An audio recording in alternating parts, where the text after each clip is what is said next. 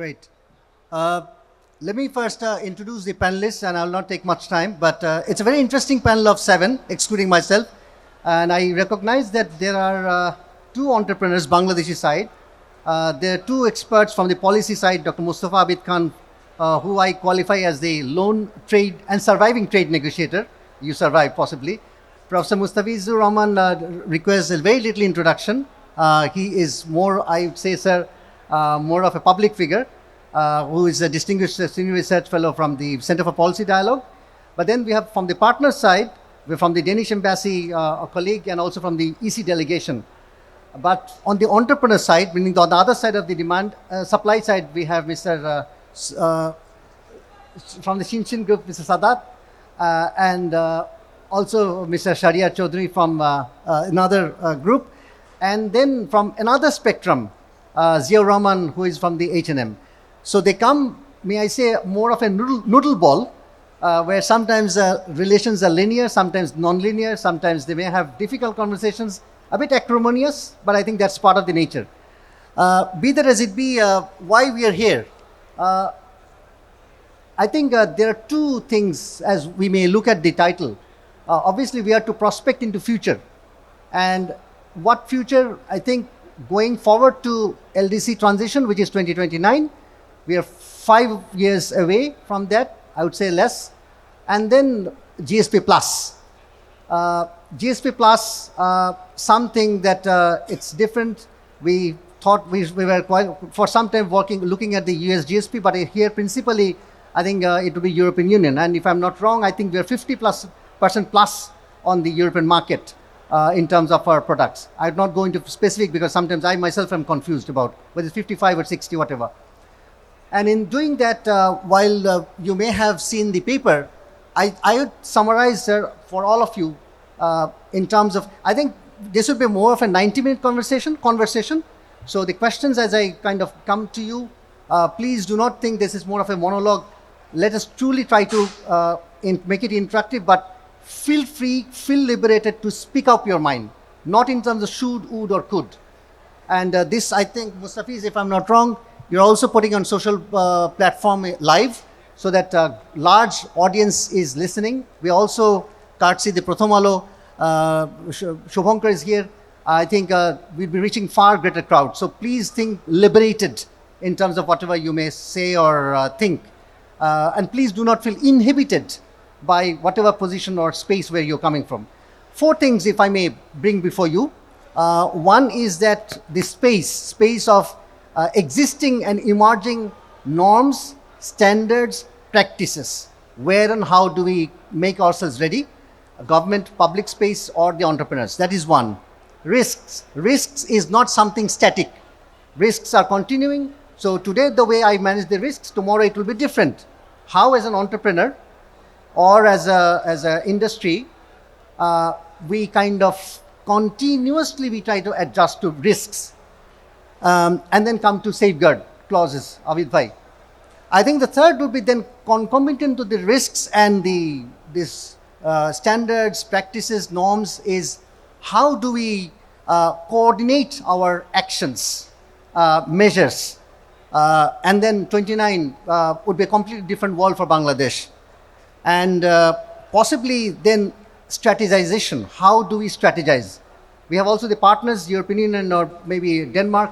How, from the other side of the spectrum, how would you think that Bangladesh should strategize? How, as the other end of the spectrum, you think that looking at your consumers, your advocacy groups and others, what is their expectation? Consumers particularly under, not simply the brands. I think that would be the call. So without further ado, this is how I would think that we need to look at the whole thing more on a little easily understandable construct. So let me start with Dr. Mustafa Abid Khan. And your job essentially would be, sir, to fire up. Please do not speak the way you normally speak. I know you mind. And I think in the first spread, if you take 4 to 5 minutes in terms of responding, and then we can engage in conversation also. We face multi-layered challenges. It's not one kind of. And as a negotiator, and how would you describe, particularly for our entrepreneurs, the global trade dynamics. And secondly, a little uncomfortable question. Sir, I'm also looking at you. Our entrepreneurs, sometimes people complain, they continuously ask for fiscal incentives. I said uncomfortable. And 3 decades on, there are questions whether how long do we sustain them? Beyond 29, what could be the landscape? Sir, over to you. So thank you very much for the question. Actually, that you see that Bangladesh is actually set to graduate in November 2026. So what will happen then? As per actually the WTO rule, we will not get any preference after 2026. But there are, that also some hope that European Union, then Canada and UK will give us, 3-year extension for the duty-free quota-free access. So until 2029, we'll get the duty-free access in these 3 markets. We estimated that we see that around 73% of our total export actually enjoy duty-free quota-free access in our major market. And Canada, European Union and UK actually constitute 61%. So 61% would be granted until till 2029. So interestingly, these 3 countries have another scheme that is we call GSP plus. It is for UK GSP plus. For UK it is enhanced preference, and for Canada it is GPT plus. So, but there are some conditions. Let me explain, what is happening. That actually the European Union GSP scheme was supposed to end at in 2024, and they proposed some changes. The problem was with Bangladesh was that they had a vulnerable criteria that first 7 sector must constitute major portion or 75% of their total export. That Bangladesh qualify. That actually that only garment sector actually constitute more than 75%, one sector.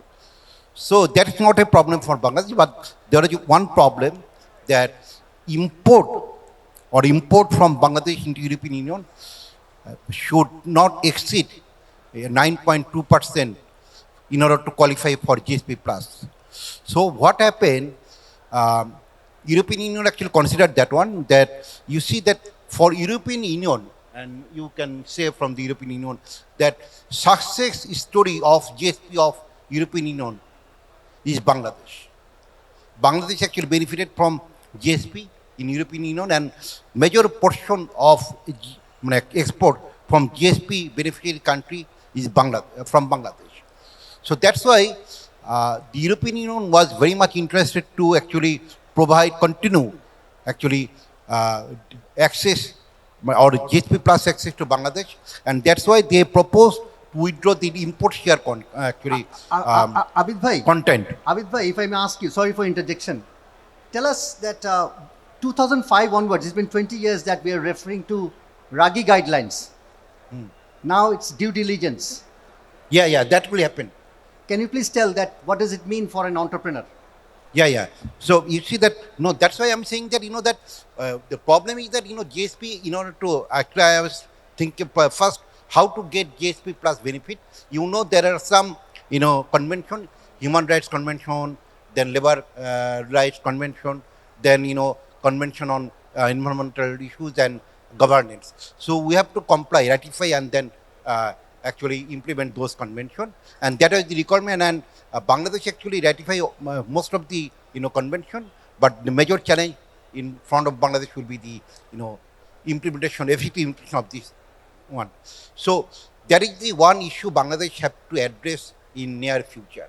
And you see that it's not only that for the GSP plus in European Union there is a due diligence order which was effective from 23rd,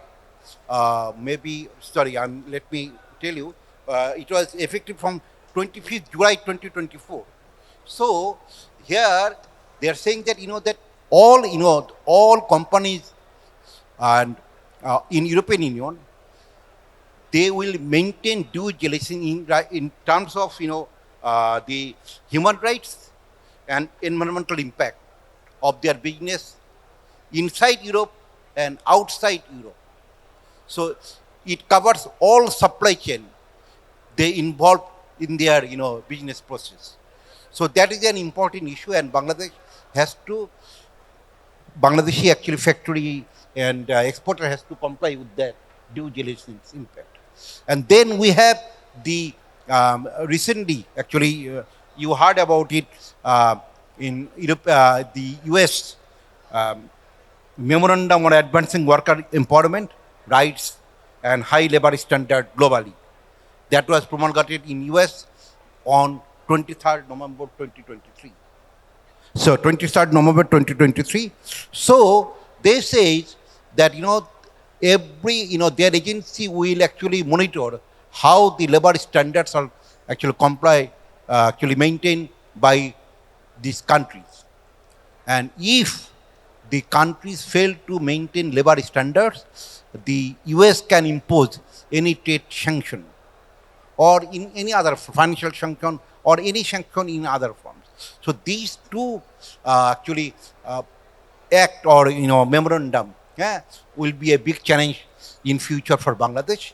And then I want to say that about it. You see that we always look for preference, all that. But we need to actually increase our competitiveness. That is very important.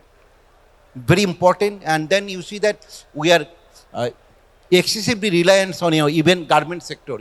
I actually estimated that one. 51% of cash incentive in 2022-23 actually was given to garment sector.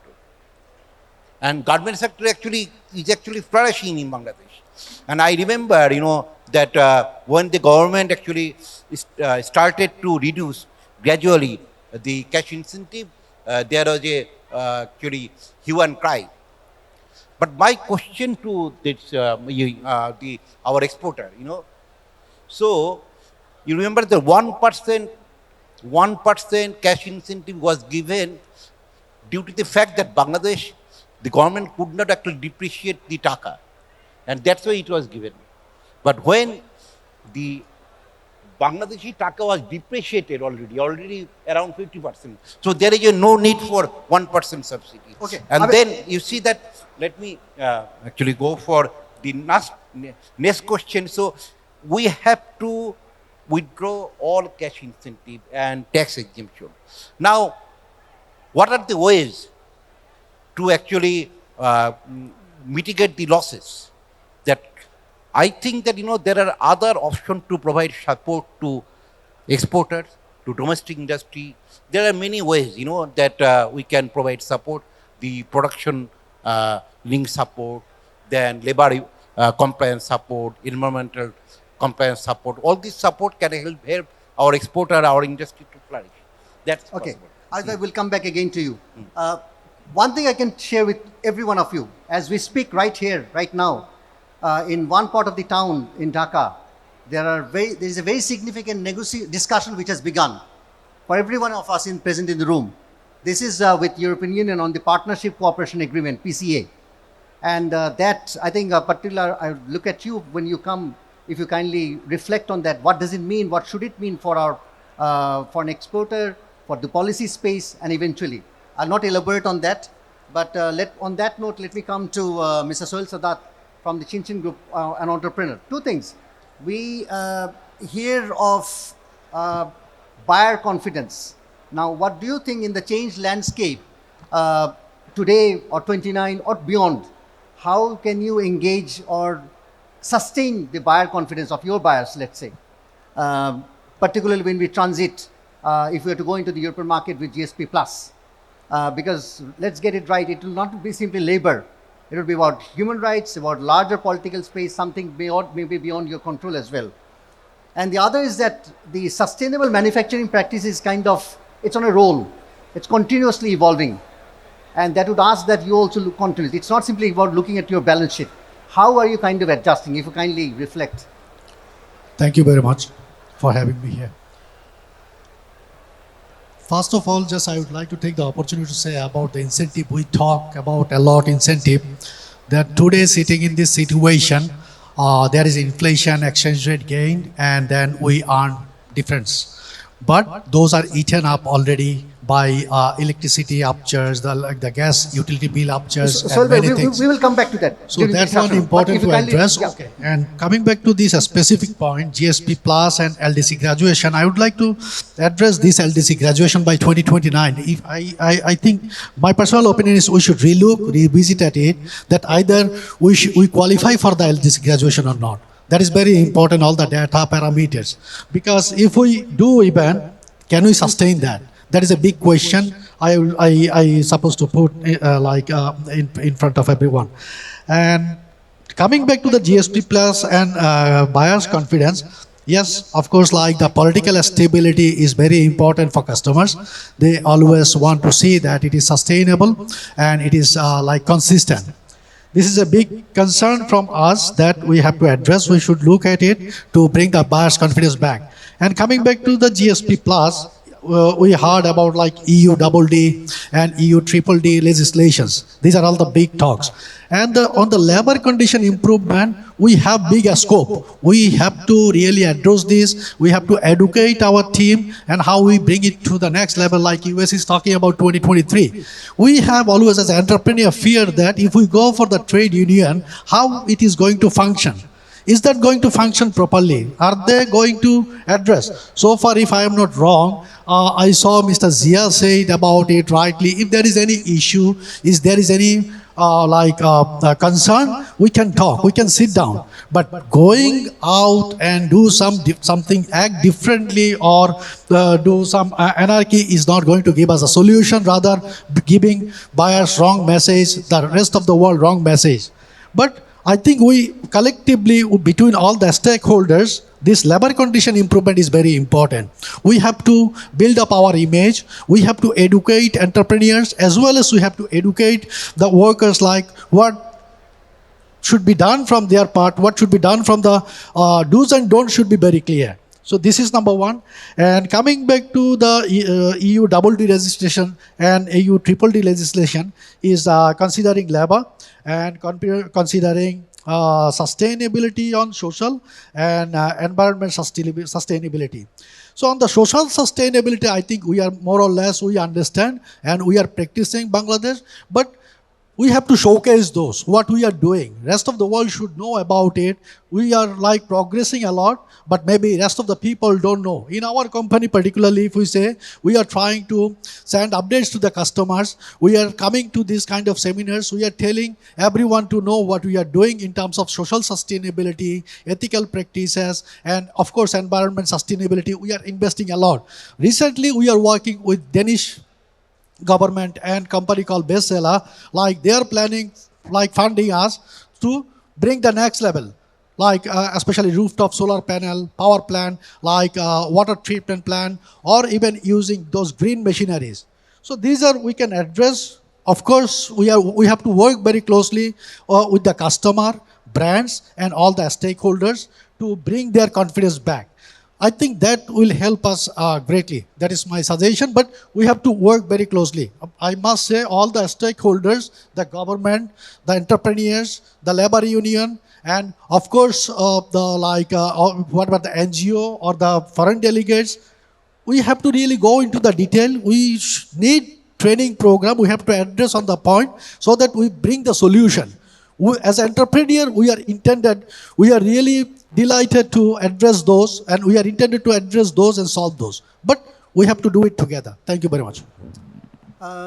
Any example you'll cite about sustainable manufacturing practice? One example from your point of view. Like in terms of sustainability, if we talk about social... Sustainable manufacturing practice. Sustainable manufacturing practice, what we have is like, example, if we talk about for the workers from some point of view, we are giving them like sanitary napkin. So this is one thing. Then we are taking care of their health. Then we are taking care of their children education. Okay. So responsible practices are there. Okay. Thank you. Thank you. Edwin. Edwin is the team leader for Green Inclusive Development in the EC delegation, European Commission delegation in Bangladesh. Two things, I think by now you've heard. So in terms of Bangladeshi manufacturers or entrepreneurs to move towards sustainability, and for them to attain the standards, how from the European Union side you can help, if you cite some practical examples. And the other would be that for them to attain the sustainability requirements for the GSP plus eligibility, what could be the one or two suggestions that you may offer at this point of time? Okay, thank you. So thank you for having us here. Can you hear me properly? Yes.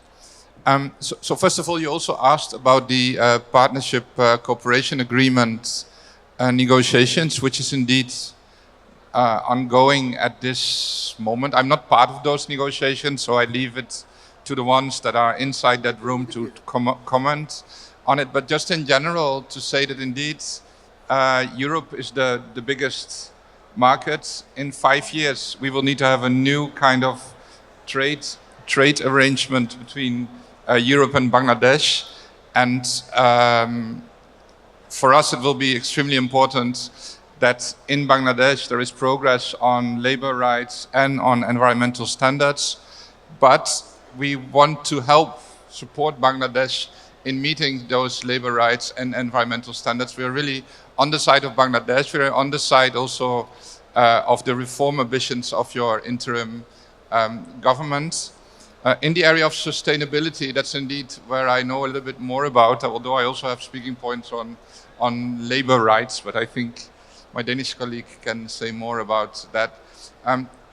In the area of sustainability, there indeed this famous due diligence directive is a key element of our EU legislation. As you explained, it will oblige the buyers in Europe, the larger buyers, I think with more than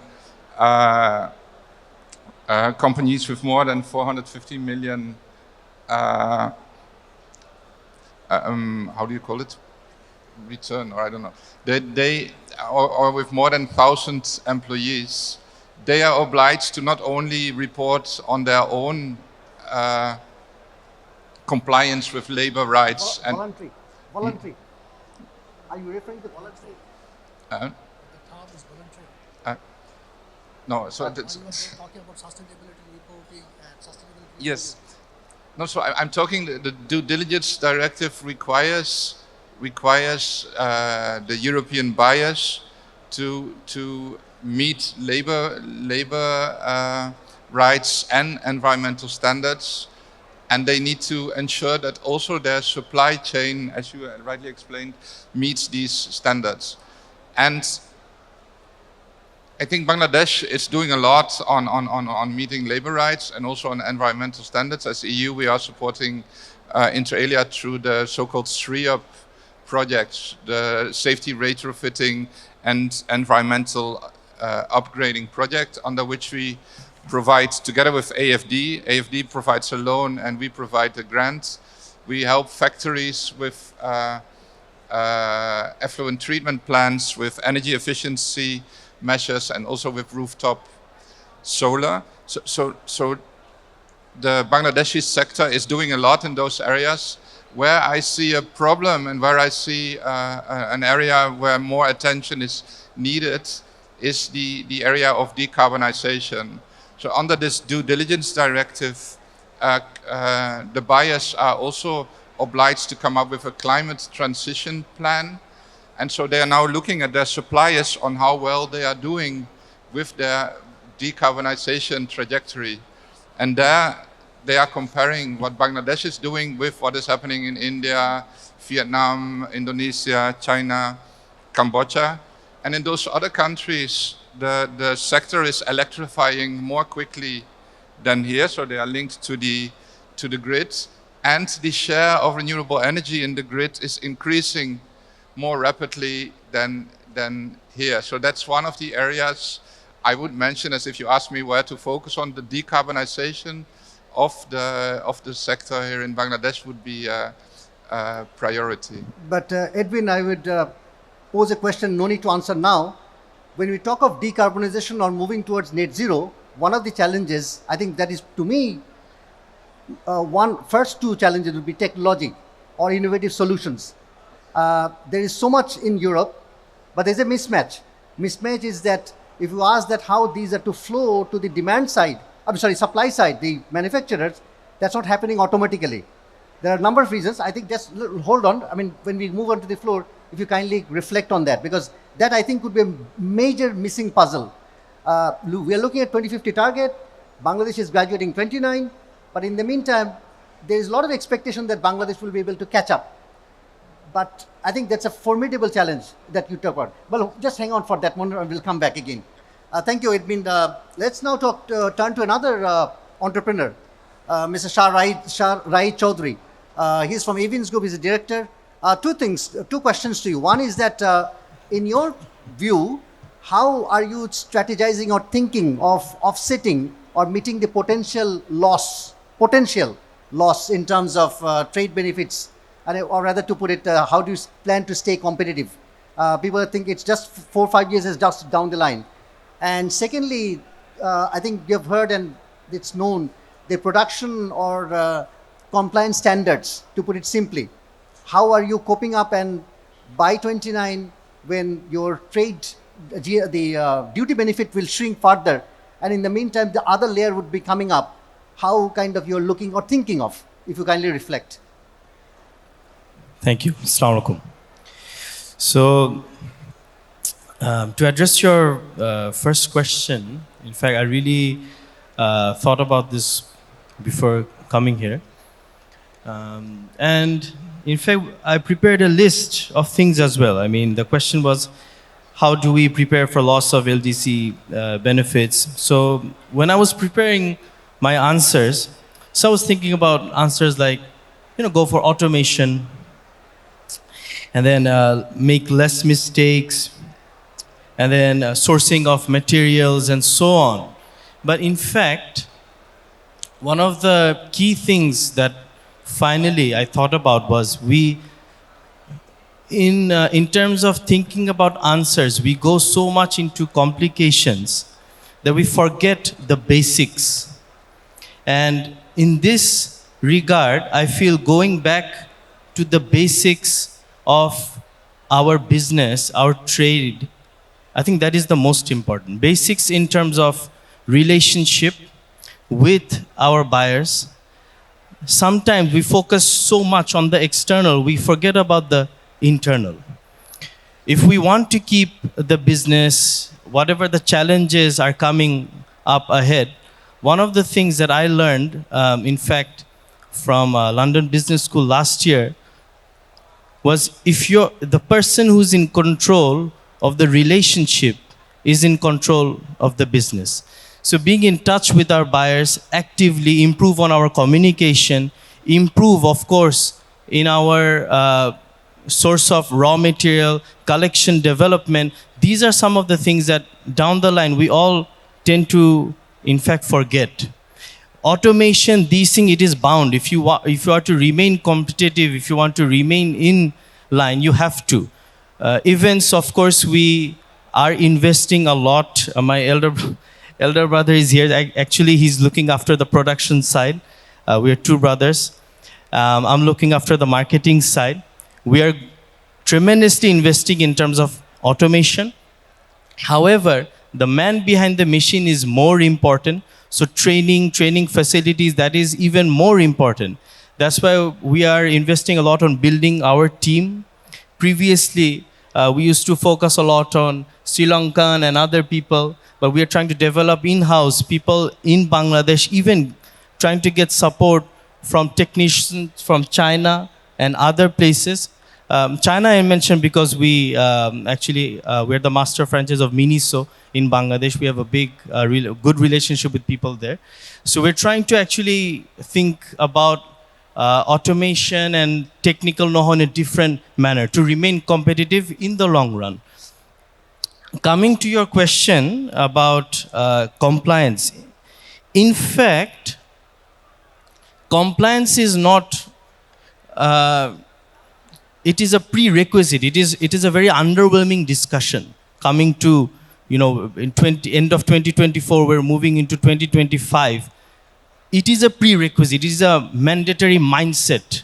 If you do not have that mindset of being compliant, what do I need to remain compliant? I think that is not the way it should be. Rather than, what is more worrying, I think it is about the SMEs and other small business stakeholders, because even for group of companies like us who are in the business, we are the second generation now.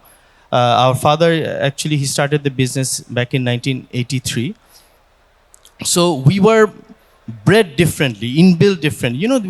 This is a legacy business. You have to keep moving forward, remain compliant, etc. But people who are SMEs, small business holders, especially for GSP Plus, when the compliant requirements will be standardized for everyone, that will actually be a challenge. However, I think the media also has a big role to play here, portraying, as I think Sohail Sadat Bhai was also mentioning, the way we are being portrayed to the world, that is extremely important. Even you might be or you may not be surprised to know that small factories who are not fully even compliant in countries like our competitor countries, even in India or others, they're producing for high-end brands. But the media, the way they're not negatively portraying that, I think that also has a big impact on positively encouraging the economy and even encouraging the small businesses. Lastly, I want to say, regarding this point, even though we have our newest platinum certified factory, alhamdulillah, it's a beautiful factory. We believe buyers are really impressed. So I had this personal experience when buyers are coming, usually every time I'm attending them, doing the tour and everything. So at the end of the tour, she was sitting and having some snacks with me. And then she was saying, wow, what a beautiful factory. 30 lines, you've done it, fully compliant, sustainable, everything is good. But I'm doing a lot of orders in Myanmar, and she's laughing. I'm doing a lot of orders in Myanmar, and there are no fire doors even in those factories. So, at the end of the day, is it only about price? Is it only, what are the factors? I think we should all really think about going forward. Thank you. Thank you. I think you actually tickle a number of elephants. One being not only getting the basics right, but I think there's a dichotomy as well towards the very end, which you said. Very interesting. I think we can come back later. Let me turn to one of the partners from the Danish embassy, Ole Hustesen. He is the sectoral counselor for occupational safety and health. Specific two things as more of an illustration as a partner with the Bangladeshi manufacturing, I would say, not only apparel. How do you think that you can meaningfully, impactfully support the Bangladeshi entrepreneurs for them to get ready, for them to embrace the fear of compliance? I think if I borrow the sense of you from Mr. Raid, so that it doesn't become more of a worry, but it becomes more something to gain, as a mutually gainful thing. And secondly, the whole thing coming from the responsible business conduct. I have some problems with that from the OECD many guidelines as well. But I think how can we really make responsible business practices work at the supply side for the Bangladeshi entrepreneurs? Yes. Okay. Thank you very much for giving me the word. I think, first of all, I would like to highlight that one of the reasons Denmark is here today in this panel is that we really have a shared interest in a smooth graduation for Bangladesh. 1.5 billion Danish or US dollars is imported into Denmark every year. That's the highest per capita in the EU. Now, if I go to your question, how can we support, work together? I would rather phrase it. I would focus on 3 areas. The first one being labor rights, labor law. The second one being labor inspection. and the third one being investments in sustainable supply chains. If we look at the first one, labor laws, Denmark is and has been working quite a long time with Bangladesh, both the government, the buyers and the suppliers, to see how we can align the Bangladeshi labor law with international standards, and we support through the ILO, and I see ILO Better Work is also here today, with more than 100 million Danish kroner. If we look at labor inspections, we have been working together with the Bangladeshi Labor Inspectorate since 2016 to improve the inspection of factories. And I would say that labor inspection is absolutely crucial in terms of improving the working conditions at factories. They can help address risks. You mentioned risks in the beginning. By identifying the risks and involving both the owners and the workers in finding solutions and addressing those risks. Finally, investments in supply chains.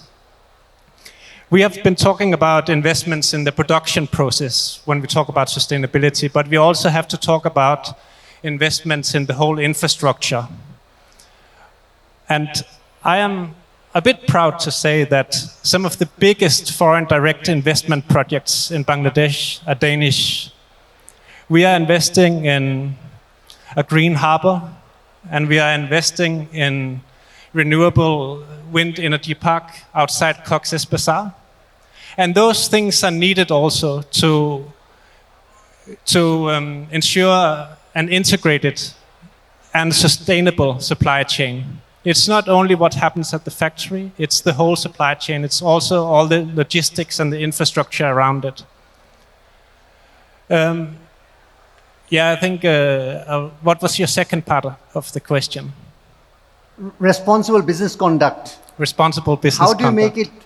How can you make it comfortable for them so that they don't get more fear? They do not respond out of fear. I'm sorry to put it that way. Okay, yeah.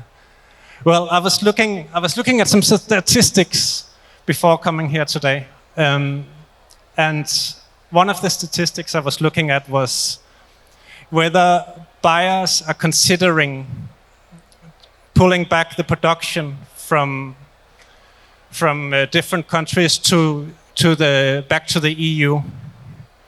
And what that statistic showed was that only 5% is considering pulling part of the production back to the EU because of these directives.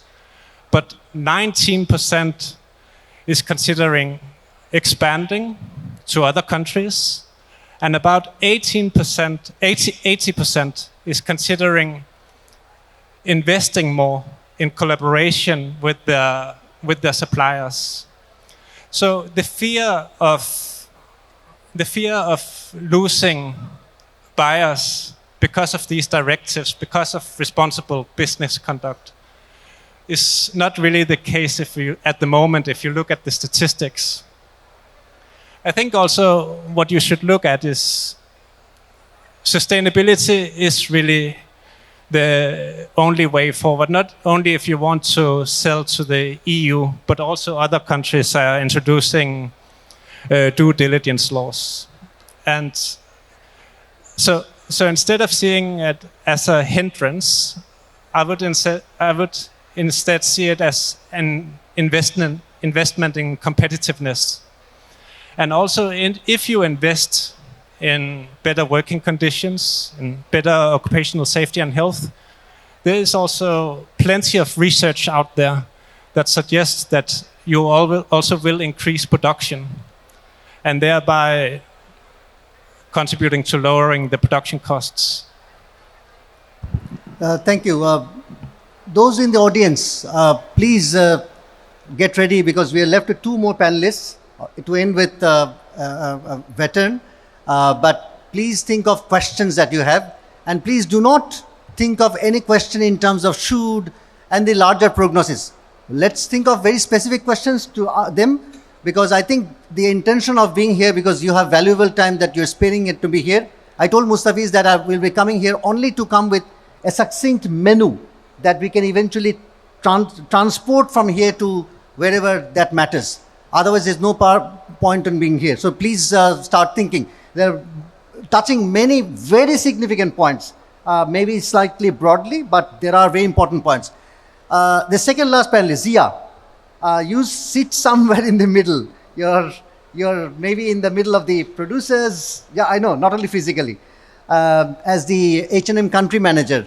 Now, one broad question, other specific. The broad one would be, as H&M, I think the largest sourcer from Bangladesh, how do you see, just give us 1, 2, 3 things that you see are worries from the Bangladeshi manufacturers, but something that is coming from your client, meaning consumers, and where you think that these are doable. Just give 1, 2, 3 things. And possibly a very specific one, sustainable sourcing. It's easier said than done. How H&M thinks it can be made to work gainfully, particularly for the entrepreneurs? Thank you so much, sir. Thank you. Thank you for asking this question, and real pleasure to be here. First of all, I think when you work in H&M, and I think most of the big retailer or those who are what is the latest figure H&M is picking up from Bangladesh? The percentage share? Publicly, I'm not going to mention it, sir. Thank you so much. We are one of the very big.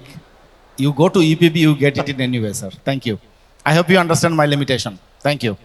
So, where I was that wherever we operate, there is a first thing we maintain, and that is law of the land.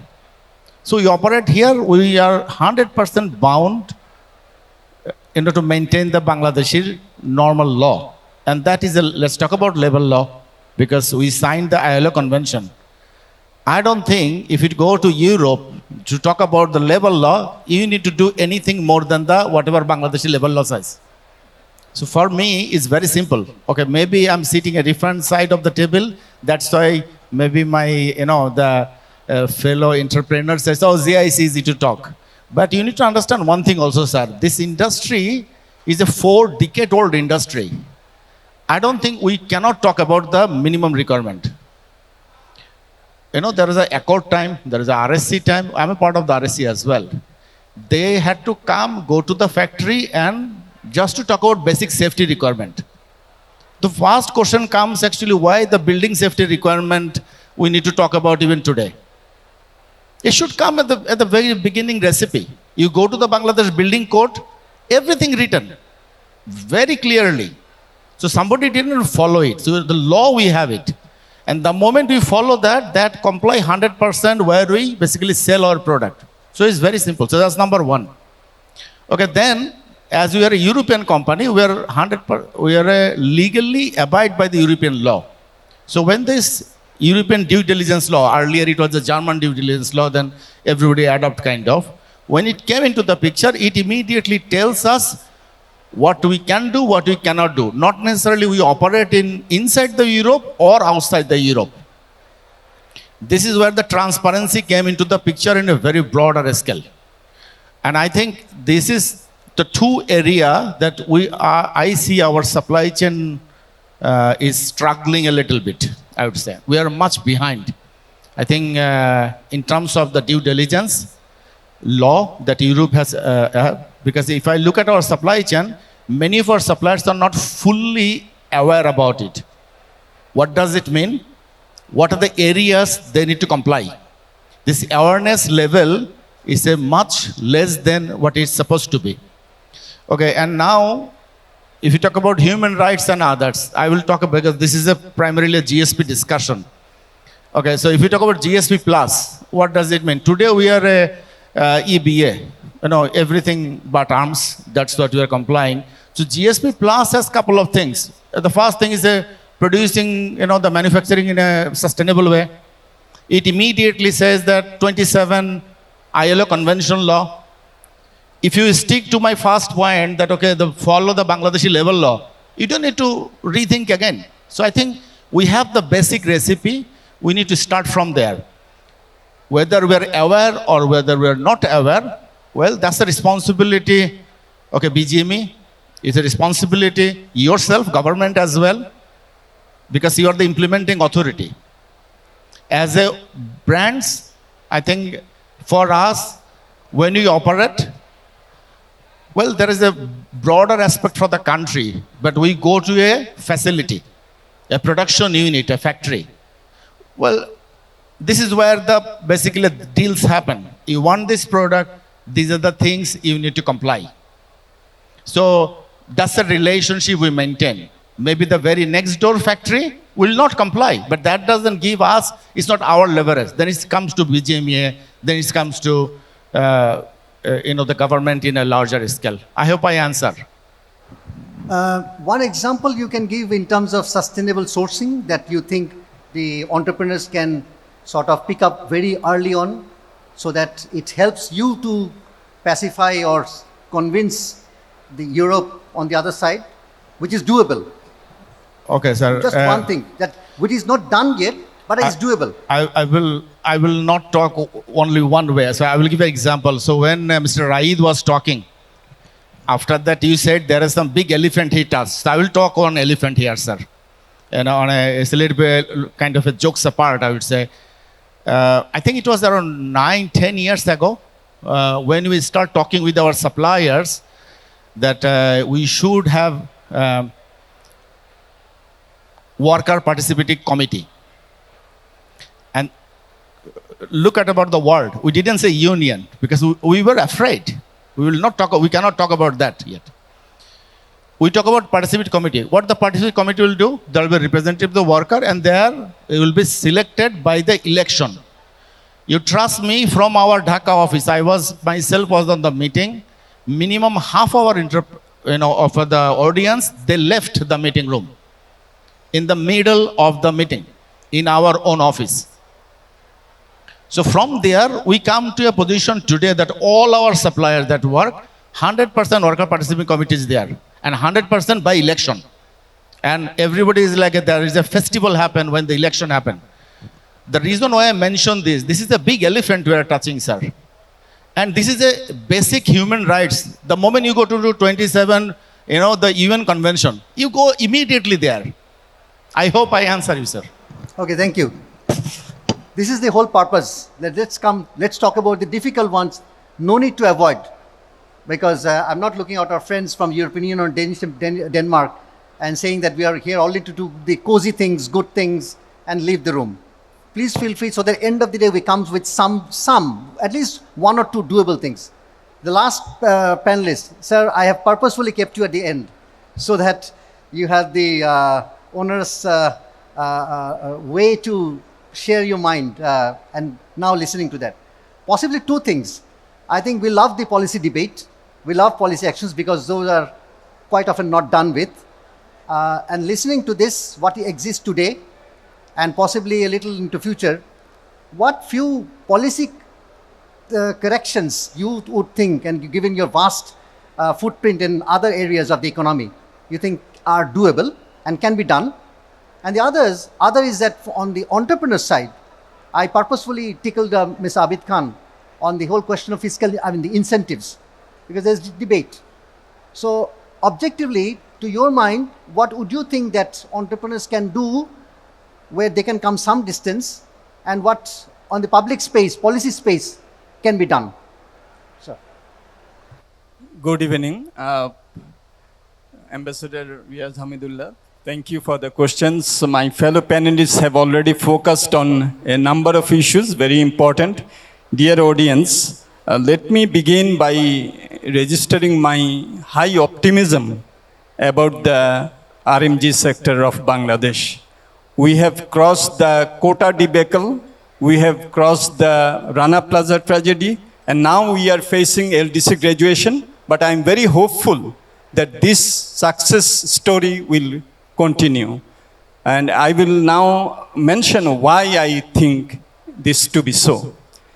I think that, if we look at the RMG sector before Rana Plaza, and if we look now, I think there has been a lot of changes, positive changes in terms of compliance. And policies have mattered and policies have contributed to that. Let's see, this sector, the RMG sector, is a $750 billion global market. If you take textiles, it is $1.5 trillion. So sky is the limit. And look at this Denim Expo, 17th, Mr. Musafiruddin is organizing. Now, what a presence and what an enthusiasm we can see. So this gives me optimism. Although LDC graduation will happen in 2026, some people think that it can be deferred. I don't think so. All the three criteria, if you look at the LDC graduation thresholds, Bangladesh have crossed, even if we have some confusion and some doubts about data. Bangladesh is very well poised for the graduation in November 2026. And even if we get 3 years of extension, the day of reckoning will be there. So let's get prepared. And you have mentioned what are the policies, and you have mentioned about incentives, for example. I think that we will have to restructure the incentives. Because the challenges that are coming, for example, European Union, the GSP plus, the carbon adjustment, border adjustment mechanism, the entrepreneurs will have to have the production practices which are environment friendly. So this will require, investment. And that's where my proposition will be that we will have to, the brands and buyers who make profit in Bangladesh, they will also have to come and help our entrepreneurs in terms of technology transfer, investing there, and in terms of the labor standards and other compliance requirements. I think that, for example, the issue of labor rights has been mentioned. It's not workers' welfare councils. You will have to give the workers their rights. It's a human right. So that can also be a selling point. So I think that from our side, for example, policies, the labor tribunals which we have there, they are undermanned, under-resourced. So these are the things that you will have to invest so that we can show that we are complying and so that we can show that we have the institutions in place for compliance. For example, Bangladesh, as you know, the knitwear industry, we have a number of platinum and other compliant industries. Why wouldn't our brands and buyers absorb some of the additional costs which are there? I think that's also a very good business proposition, because it's just not the European Union standards, it's also the Western consumers. So you see, you have three layers. One is the brands and buyers, the other is the country standards, like European standards, the other is the consumer. So if we can produce in a way which is compliant in terms of labor, in terms of environment, I think it also appeals to the consumer. Just imagine, labor costs is only about 6 to 8% of the retail costs in the Western retail shops. So I think it is good business proposition for the brands and buyers also to work with our entrepreneurs. And let's remember, all the entrepreneurs are present here. This is a new generation of entrepreneurs. They are forward-looking. They are not like, for example, the previous generation. They know that compliance is the new normal. So you shouldn't look at it as a cost addition. You should look at it as a selling point. So if Bangladesh is to translate its comparative advantages into competitive advantage, then obviously the GSP plus requirements in terms of labor, in terms of environment, in terms of governance at the enterprise level, I think that all these will be our selling point. Now, you have mentioned about the incentive structure, the fiscal incentives, the monetary incentives. Of course, after graduation, we will not be able to provide many of the incentives that we are giving now. Okay? So, because we will not be LDCs and there are many incentives, fiscal direct incentives, which we will not be able to give. But the government can come up with many policy support. For example, the health support, the education support to the workers, the housing support to the workers. If you look at China, No, China is not an LDC. China is a developing country, and the sort of incentives that they give are not the direct incentives. So I think that we will have to restructure our fiscal policies and incentives so that it is also graduation friendly, but at the same time, it also helps the entrepreneurs to be competitive, and also it helps the, the brands and buyers to source from Bangladesh. But let me also mention that earlier we have seen that there is a hypocrisy between ethical buying and ethical sourcing, and that really led to Rana Plaza. But after 2013, I think that there has been a lot of changes. The brands and buyers want to work with our entrepreneurs. But from that perspective, how do we also help our brands and buyers to remain competitive, to source from Bangladesh? So one is the fiscal policy and the monetary policy, which has to be recushioned in a way which doesn't go against the WTO rules and regulations, so that no one can take us to the WTO dispute settlement body. And then, so this is one. The other is the institutional capacity within our country, within Bangladesh. Yeah? I mentioned about the labor law, the DIFI, which looks at the safety measures. All these are our institutions which are not incapacitated enough to perform their duties. So this is also another way to sell Bangladesh as a compliant country. I think compliance can become a selling point, a branding point of Bangladesh after LDC graduation.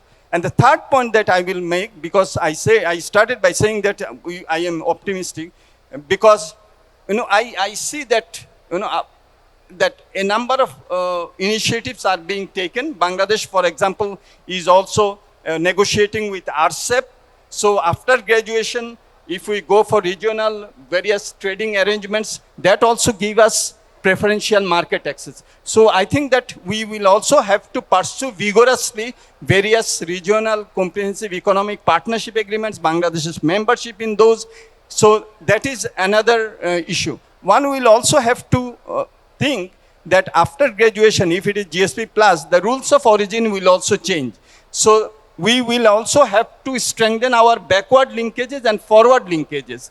So in terms of that, that is also where policies can support. I remember when in the late 1990s, there was a big debate with the World Bank. World Bank was telling that Bangladesh's competitive advantage is only in knitting and ready-made garmenting, and we were arguing that in some of the products, Bangladesh should have a competitive advantage in terms of developing the backward linkages. And now, if you look at for example, knitwear, 90% of it is, cotton up.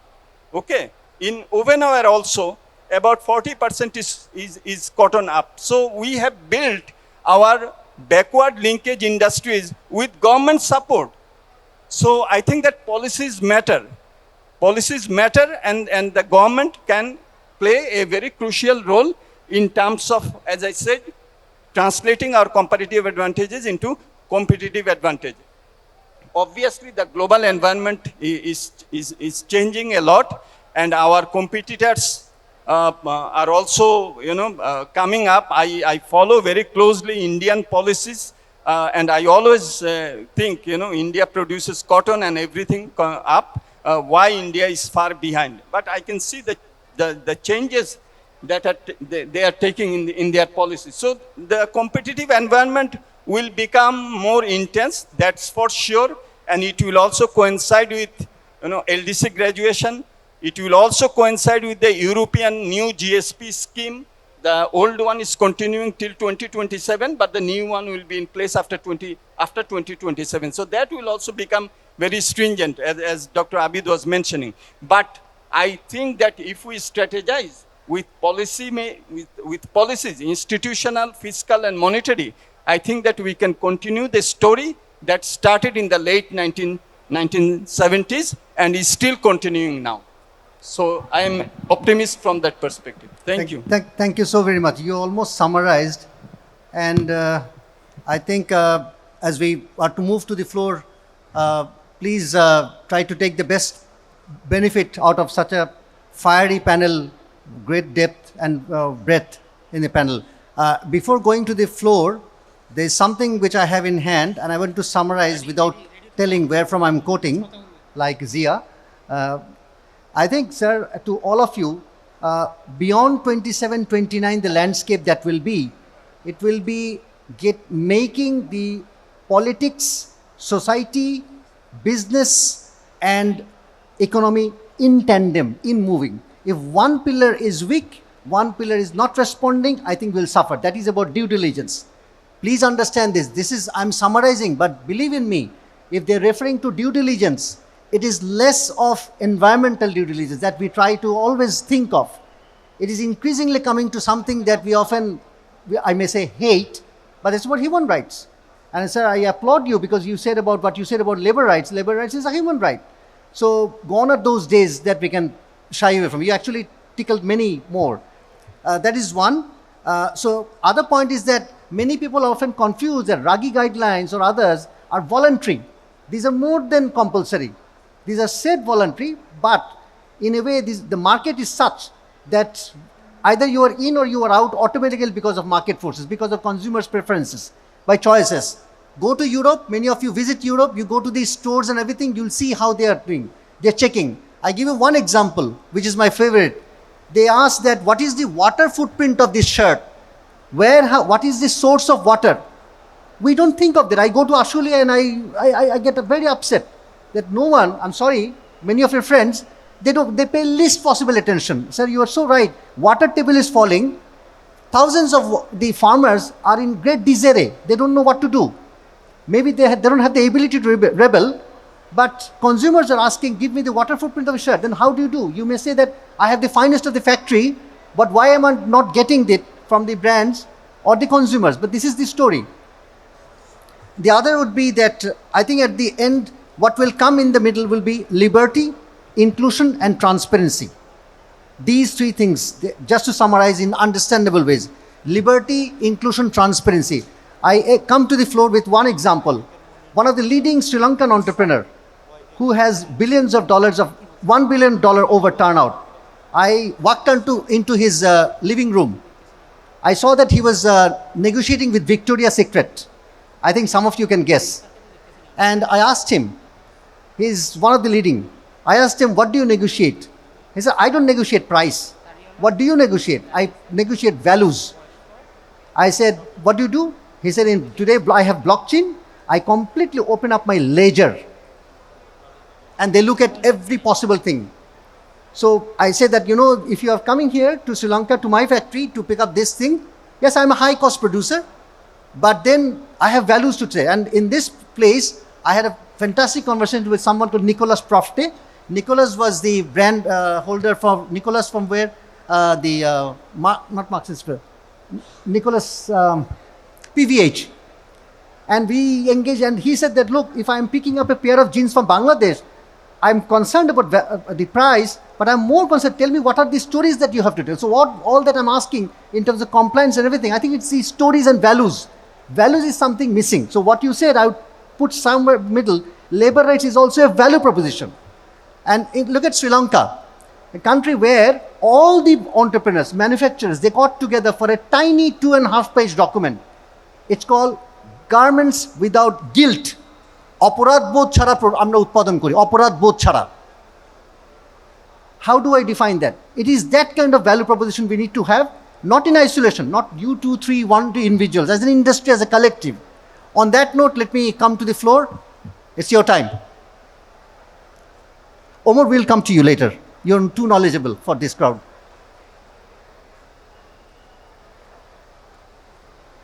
Thank you, sir. This is Monwar, and I'm the head of sustainability at Team Group.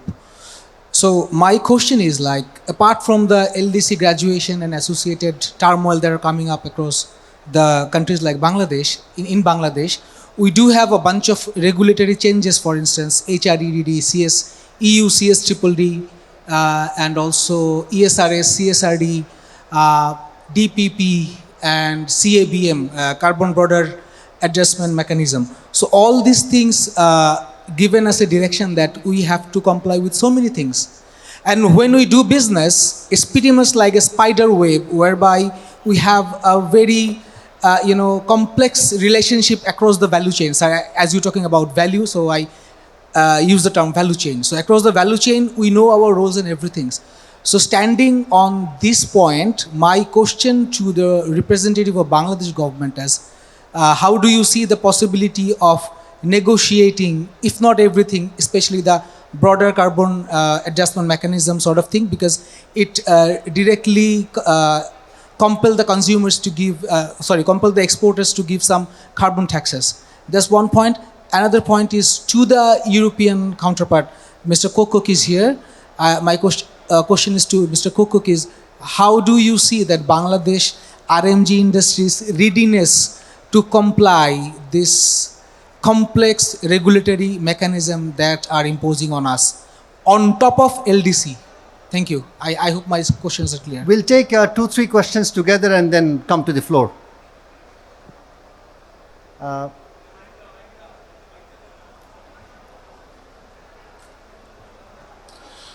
Hello, I'm Syed Mohammad Tamer. I am the Managing Director of Pacific Knit Division. So my question is, in order for GSP and LDC transition, we are speaking a lot regarding the policies and regarding the transition itself. However, what I want to ask is, what is the roadmap or what is the infrastructural support system in order to shape this transition? What I mean is the logistical part, the banking sectors. What is the government's roadmap towards this for the GSP and the LDC transition? Thank you.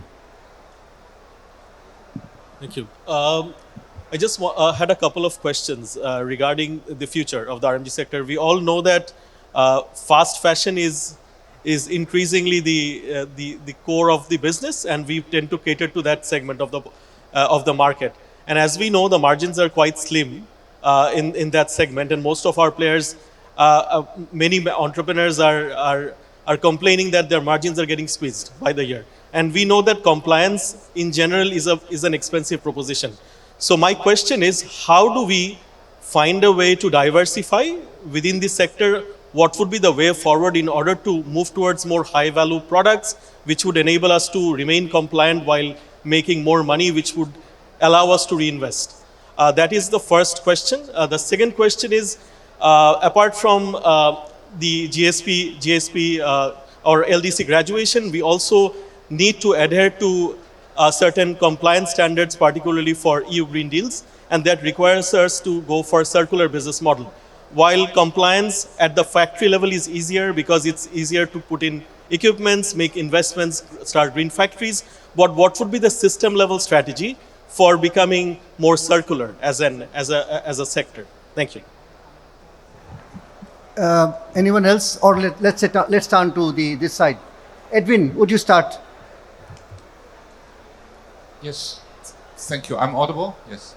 So, first of all, in reply to your questions, but also echoing what has been said, there are the buyers that want something, and actually, if I hear from my friends in the Netherlands, I'm from the Netherlands, that more and more, if they have interviews with candidates, one of the questions candidates ask, what are you doing as company to mitigate climate change or to reduce environmental impacts? It's really one of the things that young people ask when they look for jobs. So they want to work for green, ambitious companies. That brings me to the next point. It's the buyers.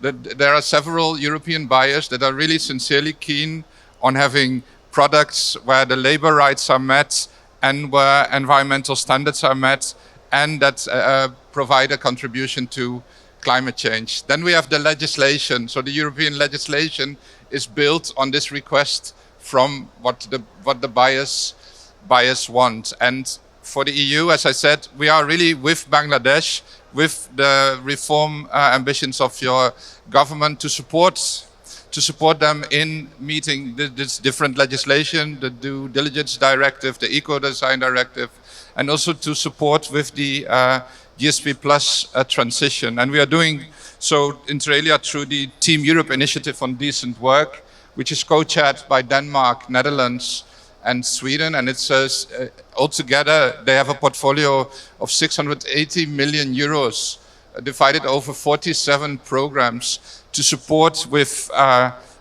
meeting labor rights. And we have another Team Europe initiative on the green energy transition, having a portfolio of together 1.3 billion. And this is also replying to your earlier question.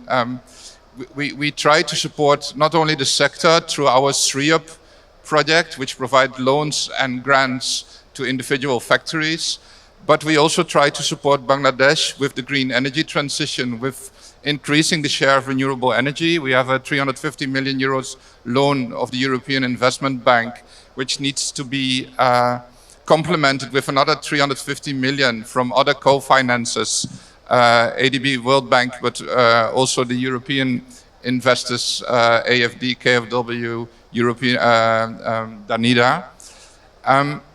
So also in the area of the green energy transition, we want to contribute to increasing the renewable energy share in the energy mix, but also to strengthen the grid, because for the sector to electrify, you need a more trustworthy, more stable grid. You cannot afford power cuts in the sector, and that's why you're still using fossil fuels. So I stop here. Both to Dr. Mustafi, the two real doctors, sir. If I may go to first to Dr. Mustafi's in terms of logistics, that is inherent to that. We now have a logistic policy, national logistic policy. Yes. Yeah. Sir, if you reflect how that logistic policy which we have adopted in place, how can we make it to work to the benefit of the industry? Because there are a lot of logistic rigidness. Thank you. Yes. Obviously, as I was mentioning, if we really try, if we want to make our products competitive, I think its lead time, its productivity, its cost, but also logistics is so important. And I'm very happy that Bangladesh has formulated this policy. Paperless trade and other initiatives are being taken. Trade facilitation has become very important, and logistics is very much related to that. If I take LDC graduation, because of our membership in the WTO, we will have to comply with the WTO trade facilitation agreement. Trade facilitation agreement is customs facilitation, it is export facilitation, it is import facilitation. So I think that it is just not a part of our competitiveness, but also it's part of our WTO compliance. So I think that the next challenge will be in terms of implementing the logistics policy that we have adopted. There was a study by the National Bureau of Revenue which said that in terms of the turnaround time at the port, in terms of the customs clearance, etc., our position is really at the bottom. So I think that with that type of performance, we will not be able to remain competitive, even if at the enterprise level we are competitive. So you are competitive when the buyers buy your product and sell at their markets. So from the enterprise level to the market level, that's where the logistics comes. So I think that logistics policy in compliance with the WTO obligations in terms of the trade facilitation agreement, which as an LDC we didn't take a lot of obligations in terms of that. So Sir, that will be very important. May I have a humble request to you beyond this conversation? Since you are very closely involved on the logistic policy framing earlier this part, possibly beyond this conversation, if you think in terms of making one or two of the policies to really bring to the last mile beyond to this evening, that is a request that I will personally make to you and leave it to you. No, sure. I think that, for example, but let me be very frank, in terms of cross-country comparison with regard to customs clearance, etc., and we are, making a lot of technological changes over there, I think it is improving. But there are also a lot of things that we will have to do in the logistics policy. It has been spelled out, and obviously, investments will have to be made. Sir, when you are having the coffee, One of the persons from the room told me it takes around 11 days to get the sample and the first port in, which to my mind, with simple application of technology, should be reduced to 48 hours, 2 days. So how can we really bridge between this 11 days to 2 days equation, sir? Yeah, exactly. No, I think that with digitalization, Sir, why is it not happening, sir? That is the question. No, I think that it will happen because number one, there is now a big change in Bangladesh, and the government really, wants to facilitate. I, as a member of the White Paper Committee, we are also providing a lot of, and we have one section on export diversification. I think when we talk about export diversification, intra-RMG diversification is a major opportunity for us. As you was mentioning, we are concentrating only on a few items, but this is a huge market. China is first with 31%.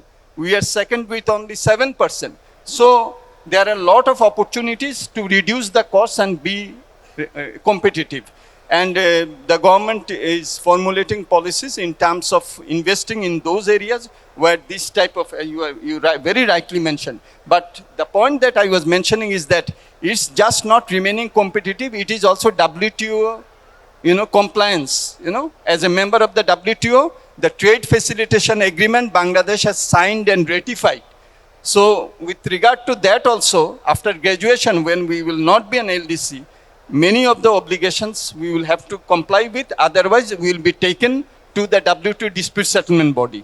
So obviously we are aware of that, and the necessary investments hopefully will be made. Thank you. Friends in the room, please, যারা এখানে শুনতেছেন, এটা আরেকটা বিরাট missing puzzle. We hardly understand what is the TFA, Trade Facilitation Agreement, which was signed I think 2 years back, sir. But this is part of the another thing which was actually we have not referred to. Abid bhai, if Dr. Abid Khan, please. Just I want to mention what are the plan we have. The first one, that regarding that we have actually heard from the Dr. Abid Khan also works in the LDC graduation strategy team. Yeah. So we heard that if we actually develop the custom procedure, the competitiveness will increase by 5% at least. That is the apprehension of the private sector. So the Bangladeshi custom is developing a single window, and a single window will be operationalized by June 2026. That is our actually expectation. If it is in a single window is open, then the time of clearance will reduce substantially. That is one point. Second point, we have actually implemented the logistic, actually promoted logistic policy. So that we thought about it, how to do it. That whether we should develop a separate logistic policy authority or not, logistic authority. But we actually found that many sectors, many entities are involved in the logistic policy. So we just develop the policy, and we'll actually initiate a project to implement those. That one thing. Abid bhai will come back. The second one, yeah. Okay. The second one is skill development. So we are going to have a study how to develop a plan for skill development. And we have actually, the next one is that we have formulated a tariff policy so that that custom procedure become easy. So that is the idea of a tariff policy. So we have a plan. And then last one actually, we are actually formulating a smooth transition strategy. So we hope that by the end of this year, this will be adopted by the government, and then we will take many action and then we expect also that our development partner will support to implement the smooth transition strategy. Okay, I have a request coming from this round table or whatever you say, that while you're working at the ERD on that LDC graduation strategy, which is a larger scheme of things, would you consider having a conversation, open conversation, town hall with the manufacturers, not only RMG, but also leather, shipbuilding, or maybe, sir, let's have a town hall. Please hear them out. Also agriculture. Someone said something very prophetic in this room. That is not happening. So I'm sure you'd agree with me. If you have the brilliant strategy, but that doesn't have the audience connect with them, but it's there, I think that will be out of place. I'm just making this, and I'm sure that we can work on that. Anything from the manufacturers, Mr. Rai Chaudhary, you want to add? Because someone said that your margin is getting slimmer. Do you agree?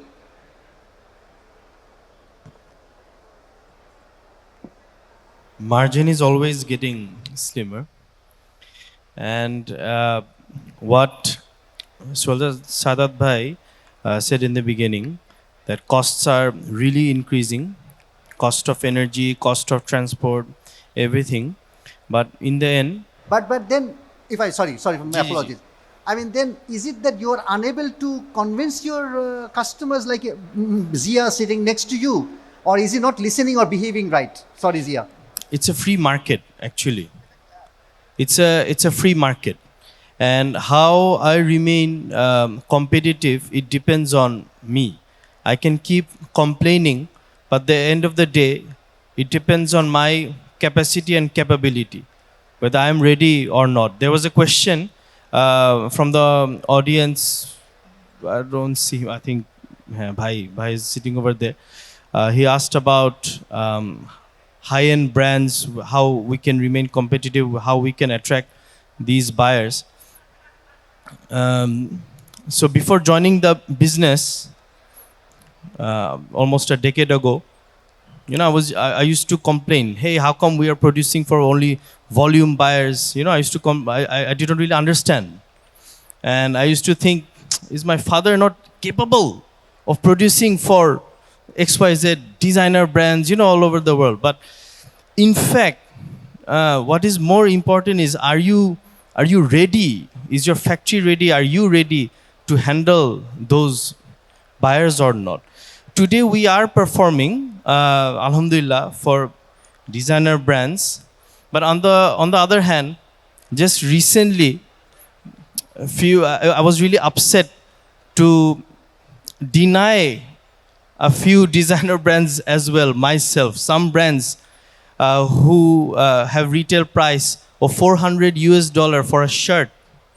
It seems really attractive, maybe, but at the end of the day, the sampling requirements, the other requirements, are our factories ready or not? That is actually a big question. And at the end of the day, are we ready to perform those or not? But in fact, Bangladesh, we can see that a major shift is coming. Orders are coming.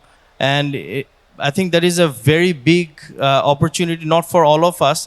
It is something to be proud of, because at the end of the day, buyers are perceiving Bangladesh as a major hub, and positively.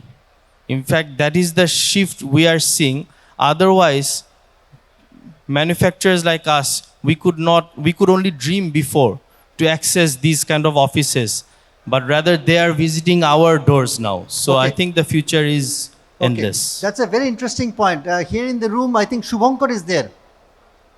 Shubhankar from Pratham Alo. Let me pick up on the last point of his. I think there was a point which is a fair point, that sometimes the press and media, you always look for sensationalization of not things going right. But here is someone who comes with ethics, value, transparency, and confidence. Why do you not pick up his story or his storyline? If Shubhankar has left, if someone can grab him, I think that is a question that we can keep pending, but I think that would be fair to hear from someone like Pratham Alo. Anyone from the room? There are two entrepreneurs I can see in the room, Ms. Nafisuddollah. Hi, I'm Nafis. I will not talk about myself, but I will Would you tell where are you from, sir? My company name is Impress Newtex. I'm a director there. So I want to talk about the general manufacturer. Okay. So Raid is like top 5. So he can approach a lot of brands and other things. But I'll talk about few things that a lot of brands has imposed a lot of rules only for Bangladesh. Only for Bangladesh.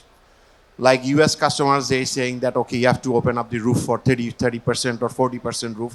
You have to open up because there was a fire in 2009. Then Rana Plaza came up, and a lot of brands says that I will not work in the shared building. So these are the rules only for Bangladesh. But since Rana Plaza and Garib fire or Tarzin fire, we came up a long way. But those specific rules still exist. And the brands are not actually looking at those things that, okay, I will work in the shared building if the building is safe. So we are the safest manufacturer in the world now. Nobody can beat us. That's for sure. And also, like, roof has to be open. We don't go up now. We are always going down. Our target at all the workers, if it is like 10,000, 5,000 or 1,000 workers, they have to come down. That is the rule. So still those rules are there for only for Bangladesh, and a lot of people cannot approach those customers because of these rules. So, Sir, there any, yeah. in the interest of time, we have picked up your point. Yeah. Can I connect this question to, this observation to our Danish friend or Zia, that this is interesting. We hear sometime that there are Bangladesh-specific sourcing rule. Is this correct or not? Anyone? All right, if I take there is no. Thank you so much, by the way. At least for us, we don't have any country-specific rules and regulation. At least that I can vouch. But I think we can't just say that there was a time Rana Plaza happened. If you take the BGME list of suppliers, how many of them Accord or RSC actually covered?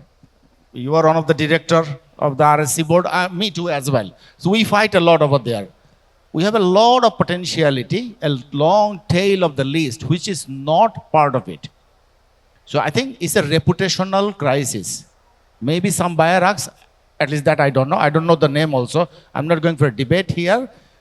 If you ask any buyer should do it, the answer is no. But we need to understand from where it came. It's a trust. It's a trust. But then the fiery question, how long do we suffer from the enigma of Rana Plaza, 13 years on? It's there. And let's be very straight, Zia, it's not at all about you. In Europe and places, people profit out of sort of branding Bangladesh like that, for whatever reason there. And that's another sad part. But question and issue is that can economics help us do away with it? That's an open question, frankly. But people come and say, oh, I pity you, I'm sorry about it. But it's not there. That's why I consciously say some people profit from that branding. I fully agree with that. No, it's not a question of agreeing, but question would be that coordinated branding or whatever what creative thing can really help us get out of this mess? Sir. Maybe Professor Mustafiz has something in mind. Yeah, of course, I will give it to sir, but I can tell you, sir, nobody else will help us if I don't help ourselves. Branding Bangladesh, others will not do. It is us, Bangladeshi, and I'm a proud Bangladeshi. We need to do it first. The other brands will do only if they have a link here. It's easy to say, I'm not doing a business here, go somewhere else. I will stop it here, sir. Can we come to Edwin, sir, first? Edwin, from European Union. Is he? A very short answer. I think it's all about possible negative media attention, which was there at the time. And I think now you have done really an awful lot in the area of labor rights and also environmental standards. And risks to have new, for example, I am not only worried about your carbon trajectory, but also the pollution of your rivers, perhaps not because of the RMG sector, but pollution in general is another issue that media at some point might turn at. So I think whatever Bangladesh can do to perform better and greener than other countries, that will get you out of that situation. And I think you are already performing better and greener in several areas than other countries. Every time when we bring foreign visitors to Bangladesh, we show them your factories, and they're always impressed by the standards here, the very high technological and environmental standard in your country. But it's by performing, by strengthening your performance. I think, as has been said several times, this is a business opportunity. So it's, yeah. No, I think that, after Rana Plaza, already we have crossed 11 years. And what we have found is that the brands and buyers did not go away from Bangladesh. They worked with us, Accord Alliance. They could have done so, not in 1 year perhaps, because we are such large suppliers, but in 5 years perhaps gradually they could have left, but they worked with Bangladesh. And I think that they know where from we started and where we have come to. So it's, I think, very right that our friend from the audience mentioned that we are now one of the best in terms of fire safety and structural safety and electricity safety, which the Accord and Alliance really looked into. So I think that that is one area that we should remember, that the brands and buyers work with us and they are with us, and that's why the new challenges that are coming tomorrow and day after tomorrow, GSP Plus, I think that the brands and buyers also have a responsibility to work with our entrepreneurs, and also in terms of the prices that are there.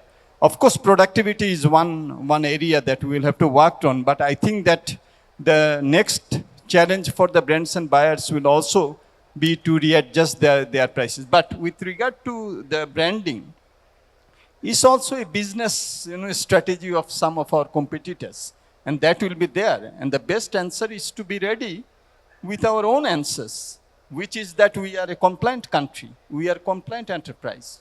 So that's the way to go forward. Next round of questions from the floor.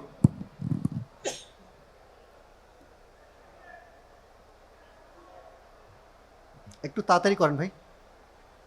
Assalamu alaikum. I'm a Mominul Islam, working as a merchandise lead in Auto International. My question to the government representative: what you are thinking about the man-made fiber-based product when the LDC graduation time will come? Because this is the things we have very less business, and if we can highlight these things, we can get huge business. This is my personal opinion. And the second question is to Mr. Zia. Basically, our country's factory, they have showing the values, but the bigger brands, they are paying for the same style in Africa more and less in Bangladesh. Do you know, just need some advice how I can solve these problems, how we can get more price in Bangladesh as well? Thank you. Pichone. Please tell who you are. Thank you for giving me the floor. I am Malik Affan Al Hassan, and my question is to the policy makers and the policy holders regarding the foreign direct investments in Bangladesh, the policies that were there during the previous government, and the policies that's being made the changes that's being made. What are the outlines and the checklists that the policies those are being worked on right now? Thank you. Give us one example what you are meaning by policy shift or policy commitments. The flexibilities in terms of getting the foreign direct investments in our country, and the hurdles, for instance, the dollar bonds previously. Can I ask you a question? Sure. From many of our friends, some countries are saying that why don't you open up investment in under different HS code in RMG sector. For example, where you are representing, would your company be ready for that? Because that can bring technology or innovation, for example. This is also a question. So we should not only think from our point of view, we should also possibly think of others. Okay, let's hold on. One more question. I think there is ILO representative somewhere in the room. What would be your take on the, I have some relations with ILO, so in terms of 2 labor action plan, the US has 11-point action plan, European Union has its own. Basically, these are converging to the discussions in Geneva. Not simply Geneva, Brussels, Washington are converging. So please do not go into the shoot and others. Tell us one or two specific things that you think ILO thinks that can be done in the short while. Yeah, sure. I think it's really timely manner, because around this time, Bangladesh government is in Geneva for governing body meeting, and they have to report about the progress of Bangladesh in addressing Article 26 complaint. So there's a complaint inside the ILO supervisory mechanism about the Bangladesh labor law. Can you tell a little bit about what is the Article 6 complaint? Okay, Article 26 complaint is a complaint from the worker side inside the ILO mechanism. So the workers' representative complains against Bangladesh labor law. And this is happening maybe 5 years ago. And this week, there's a governing body meeting where the government of Bangladesh has to report what are the progress of this. And one particular mention, if I can mention, is the EPZ labor law. There is an EPZ labor law that has to be reformed. I think that's, so if I can link from that, what is Bangladesh needs to work on is first about the labor law reform, especially in the EPZ. And then second one is about how the dispute resolution in the country is being addressed, because I think it's very important as well for you. When there is a HRDD in Europe, you don't want any complaints in Europe. You want the complaints to be addressed inside the system, in the company. Thank you. Thank you very much. This is very significant, and again, as I said, I think we need to confront these uncomfortable questions because these are reality, part of reality. We like it or not. Anyone else? একবার microphone একটু তাড়াতাড়ি হাঁটেন ভাই।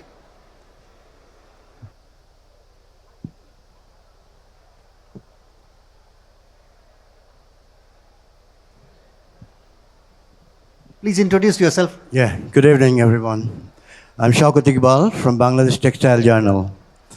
I have a basic questions. I just want to understand this LDC graduation in 2027 supposed to be.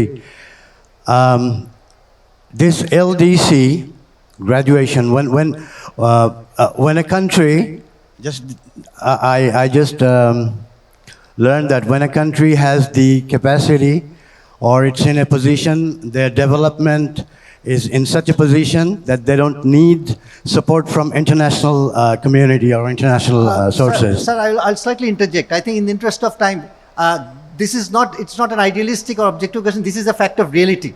So if you kindly come to your question, it's not a question of agreeing or disagreeing. It's there. Okay. So basically my question is, if it is happening by 2027, do you really think that Bangladesh is completely ready for the graduations? So Mustafi's answered that. As I said, it's not a question of our liking or non-liking, not agreeing or disagreeing. It's been agreed. And the likelihood of getting it otherwise is almost, sir, if I may say, nil. CPD in New York is about that. So, but your point is taken, because what you are saying is that there's certain nervousness, worry, etc. Practically, yes. For me, tomorrow going to the office is a nervous act, sir. Also confronting my wife every time. So I think let's accept it. It's not a question. You have to face it. Sorry. Yes, and one more thing I would like to know, that when they calculate the average, GNI per capita, do they have any like mechanism that, for example... Sorry for cutting you. These are established methodology. After this conversation, get hold of Dr. Abid Khan. All right, thank you. Next. That means that you're really satisfied or content and you think that it's money's worth for being here. I'm a bit surprised. Our Danish colleague, please. What would you like me to respond to? No, I think, what's your general take? I think there are a couple of elements which I would consider that are of interest to you as well. Because Denmark is one of the countries from the Nordic, particularly, who understands Bangladesh, who is a champion of sustainability, particularly sustainable practices. I think 2013, your minister was here in Dhaka in summer, and you're one of the first. And it's also in circularity. So no one has spoken. I'm very surprised. I'm disappointed with the entrepreneurs. None of you have touched circularity. To me, or from the Europeans or the demand side, they're trying to tease us that circularity could be an opportunity. But we think of many things. We talk about policy shift. As I said, I don't like this should, would, or could business. But can we, for example, and this is an open question to you, but also others, there's something, can carbonization or circularity transition help us leapfrog some of the conversation? Can we think of this an opportunity? And for you and you particularly, how can you really make it work for individual entrepreneurs, but also as industry, as a Bangladesh RMG? So I'm putting a question to you, not putting you on spot. That's okay. I will answer. My answer is very, very brief. I think one of the things we should look at here is, you mentioned the youth sector. And that's mainly an informal sector. And if we want to really start using all that waste and get it back into the production, then it has to be formalized. And that's a task for the government in consultation with both workers and the industry. And we are happy to do what we can to support the policy formulation. And we have the expertise in the government. That's a very interesting thing. On that note, if I probe Professor Mustafi, is because I wanted to answer the other questions. Yes, sir. But on that as well, I think someone can tell me waste from apparel and textile industry comes to something around 10 to 15%, if I'm not wrong. And this is left completely in informal space. Is this a lack of regulation, policy, incentives, or intention not getting it organized so that it becomes more of an opportunity? Just very briefly, and my answer is going to disappoint you a little bit because, again, I'm just referring to what projects we are doing. Short of your wife, you can disappoint anyone. Okay, so we have a 20 million euros global project it's called Switch Circular, which focus on contributing to circular economy in countries all over the world. It's financed by EU and Finland. And in Bangladesh, we will have 2 pilot projects in the area of plastic recycling in the RMG sector, together with H&M and bestsellers.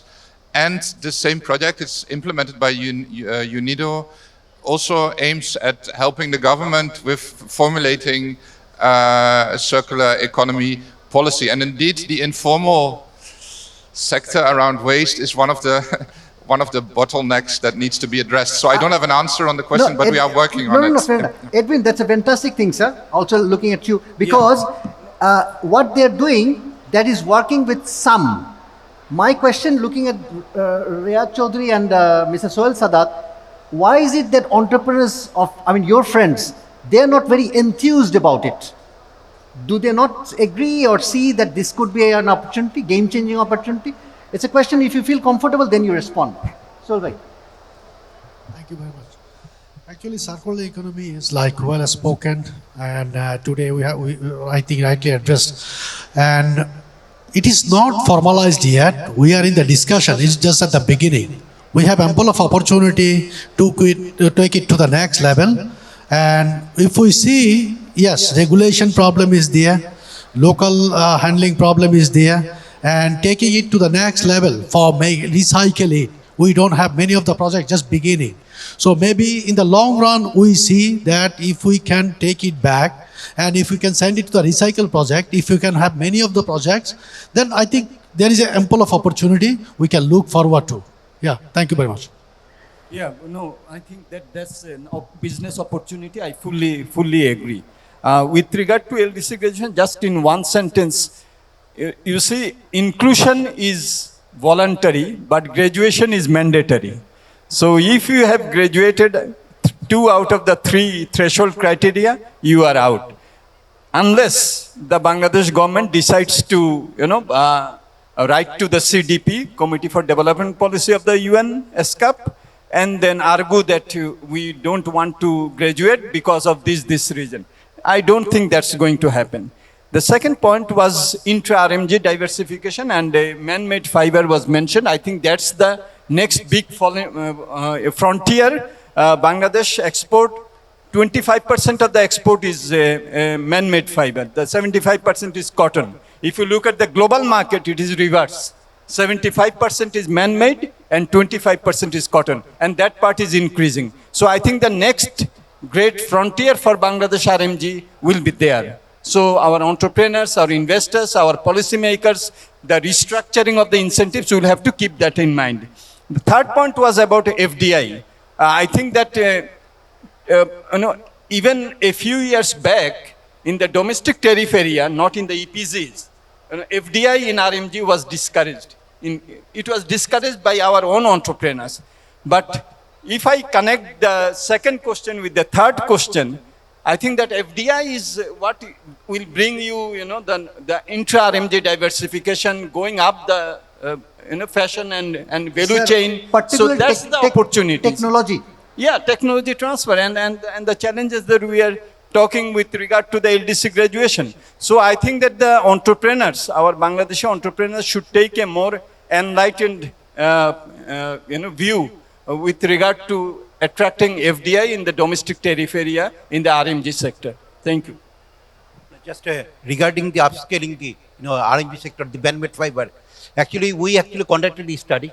We have conducted a study, and there is an action plan how to develop the man-made fiber sector. But interestingly, we had a meeting on the how to implement the action plan, and we actually invited all the private sector from the RMG sector. But nobody came. Only the from the association secretary came. And we could not discuss that one. That's that's a problem. But we had a very good study on that, and what to do. But no entrepreneur came. No entrepreneur come. From the BGMA, one of the secretary came. That was the Mr. problem. Sohel Sadat said that after this he is going to that was actually a big problem for us. That we need support from the private sector, especially from the entrepreneur, how to implement those actions. If we don't do that, then that we cannot move forward. That's a problem we are facing. Thank you. Any last word, particularly from the entrepreneurs, two entrepreneurs? You want to add something? If not, feel free. Okay. Especially like GSP Plus, the requirement is 40% value addition. That's where like knitwear is okay for Bangladesh, but I myself see a big challenge. Apart from man-made fiber, new HS code we are looking forward to, but existing HS code we are going to face problem if it is 40% value addition, because still we have big challenge in denim area, innovation, newness, and non-denim area is still we don't have big capacity. So I think we have to look forward to it, like how we are going to achieve, because fabric itself is more than 50% value addition. If requirement is 40%, if we import something from China or outside Bangladesh, then we are going to lose it. We will be losing our competitiveness. Today, sitting in this situation, USA, we are not shipping much because of the tariffs, because of the duties and taxes. It is 18% to 32%. Because like if we are losing that competitive edge, then our export is going to impact and effect. That is why my actually very specific points. Thank you very much. I can see now the energy is coming. Just one point with regard to the rules of origin. For the GSP Plus, it will not be in percentage of value addition, but it will be in stages. So you will have to comply with two-stage production. So that is important to make that distinction between stages of production and the value addition. Thank you. This is a very important point, and I'm very happy that through your question or observation, this has got clarified, because quite often it doesn't come to our mind or attention too. If there are no other question, I think one last question. I think someone microphone যদি একটু দ্রুত একটু আসেন ওনার কাছে, ভাই মাইক্রোফোনটা একটু দ্রুত নিয়ে হাঁটেন না। Good evening. I'm Afizur Rahman Khan from Magdride Second Limited, mold prevention partner to the industry. I have a question to Mr. Rayat Chaudhary. He was talking about that factory is not yet ready to shift from basic to designer product. So what are the lackings in the factory? Are the workers not ready, or there are skill gaps? And if there are skill gaps in the industry, that what are the initiatives from the entrepreneur to match, fulfill those skill gaps? And I have another question to Professor Mustafiz, that the recent interest rate hike, how it's going to impact. We can, hear from the entrepreneurs that some of them are, pushing back their investment, or, plan for opening new plants or expansion plan. How it's going to impact the industry that's now currently 16-17% investment interest rate is Okay, we got it. certainly going to be in effect. Thank you very much. Thank you. One very last question from anyone, if there is. এই যে সামনে সামনে সামনে। Good evening, everyone. This is Manish from Noise Jeans. So where are you from? Noise Jeans. Yes. So my question is related with the discussions only. For the polyester, So you said that what is required for Bangladesh to do to increase the polyester exports. As per my study and analysis, we need only 3 things for polyester. Number one, the biggest problem in Bangladesh is we have a very high import duty on polyester chips, raw material, PT and MEG. Because of this, you can't make the polyester raw material in Bangladesh, even for export. This is the biggest problem. You can never do it. And number two, the biggest problem in the biggest requirement in polyester is another thing is point number 2 is in polyester is all about the power. Energy cost is very high, and third is initial investment is also very high. So the interest, the electricity, and the bigger number one is the import duty on PT and MEG. If you reduce, polyester is the biggest future for the growth in Bangladesh, because at this moment everything is dominated by China and part from India in the polyester. Thank you very much. A very pertinent observation. And just to tell you about your circularity, our all 100% production goes with 25% waste default, and which we are next year we are targeting to go up to 50%. So whatever we produce, all 50% waste in it. Then my question to you, Yes. rather going back, Yes. when you are opting for such circularity, Yeah. is it paying you off in terms of the brands or the buyers? Because that is also a common question. Because No, our concept is a little different. Our concept is we are working on a process of changing the way of working. So it should not be, so whatever we are doing is all cost neutral. So whatever process we do, whatever innovation we do is all about cost neutral. Why should someone pay? My thing is very simple. Why we can't do it without adding on the cost? So we got this innovation technologies where we are not adding any cost on it. And soon we will be replicating in other places too. it sounds like more it's also matter of determination and attitude. I don't want to qualify. But any last round of take from anyone in the panel, please feel free. Entrepreneurs, Zia, H&M. Well, somebody asked actually the questions and mentioned our name, that he has a question regarding the very famous one, the prices. And I didn't want to avoid that, so I thought that maybe I talk. To go there, and you will see the connection what Mr. Manish also says here. First of all, it's an open economy. We are, after 50 years of independence, we are saying that we are very happy because we are very proud that we won the LDC graduation. So last 50 years, the way it went, the next 5 years will not be the same. The reason why I mention it, the competition is huge and nobody will increase the price. That's very normal. Is the offer needs to be, is the value needs to be offered so that you get the better price basically. Okay, now if I go a little bit deeper. He mentioned, Mr. Manish mentioned that whatever he produced, 25% is a waste. That's 1/4 of the whole value. In our supply chain, there is a lot of suppliers, I would say, and I mentioned suppliers with all regards, very well regarded suppliers, both of you, and sitting here as well.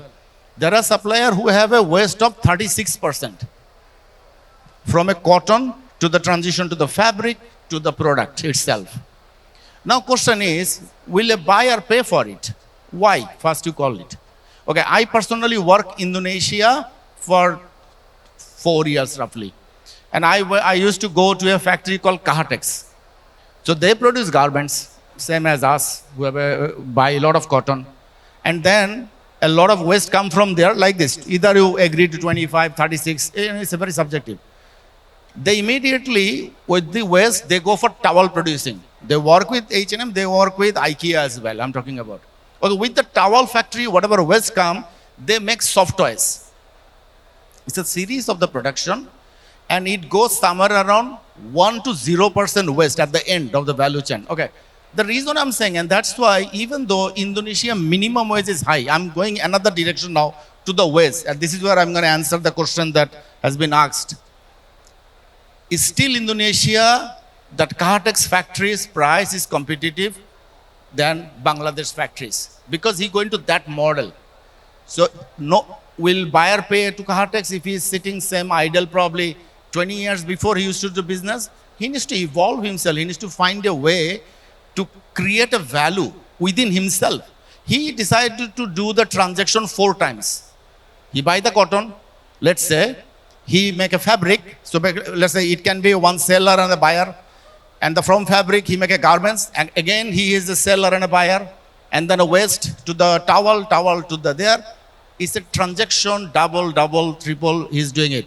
In a GSP Plus, I think it's only SAR mentioned once that you need to do the double transactions because that's one of the criteria. If you do that, there is a zero, the trade benefit, the zero tariff. Thank you, sir, for correcting me there. If you don't do it, it's still the 12.5% something there. So these are the things we need to do it to be in the competitive. Now, if I talk about let's talk another low-hanging opportunities, efficiency. We talk a lot here about to Sri Lanka. Any given day, the supplier mentioned, you didn't mention the name, I know the supplier. You go there, the average efficiency is 75% plus. Okay, we claim that we work with some of the best suppliers in Bangladesh, and we do. And we are very proud about it, I can say. Average efficiency is 50 to 55. There are some of them are 60 as well. I will not argue that there are some. There are some of them even 62. But those are outlier for probably out of 1,000. And now question is, when is the buyer coming, why he will pay for inefficiency? And you can say you should go for is it ethical buying? And this is where I'm coming the discussion. A buyer cannot decide how much he will pay. The reason why, because the minimum wages is the country's responsibility. So when the government decides this is my minimum wage, all buyers supposed to pay there. That become a law of the land. So let's say when a brand like us buy from Turkey, even if it is a t-shirt, because that's a nearshoring, we have to pay higher because the wages is high. Is the implementation done by them? So it is us who needs to decide what to do and how do you do it. No brand will come and pay higher. The reason why I'm saying, sir, when I'm a manufacturer, I work in a factory also. I'm a buyer there also. I buy cotton, I buy yarn, I buy, let's say, button, I buy chemical. Do I pay higher to those suppliers? Because he's a Chinese supplier, maybe Indian supplier, maybe the German supplier. Do I ever gonna pay higher? No. Then why do you expect somebody else will pay me higher? So it's an attitude change. The last 50 years, the way it went, it cannot go the same next 5 years even. Thank you so much. Thank you, Zia. Towards the end, Zia is firing up, looks like. So you want to say something, sir? Okay. Thank you very much for everyone in the room for staying on. I can see that, yes, possibly with some degree of seriousness, we are hanging on for almost 2 hours. And I can also tell you that 1,000 plus people are still connected on YouTube and other social. They're listening, making many comments. We didn't have the opportunity to go into that. You referred to, sir, branding and advocacy. On that note, let me draw a closure to the event or this conversation on flashing something that was attempted, I think, last fall in Europe. Welcome to the best of Bangladesh in Europe.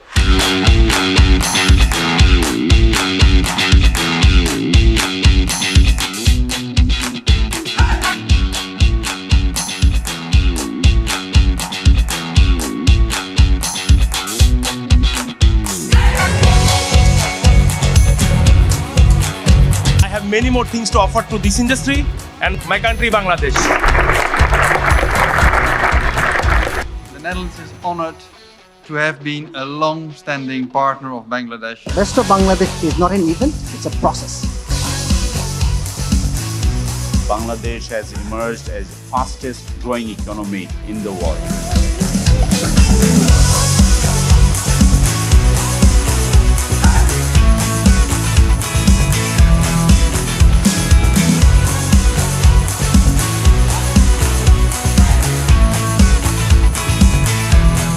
It's a great initiative, it's very good organized, great location, so that also gives a good atmosphere, so well done.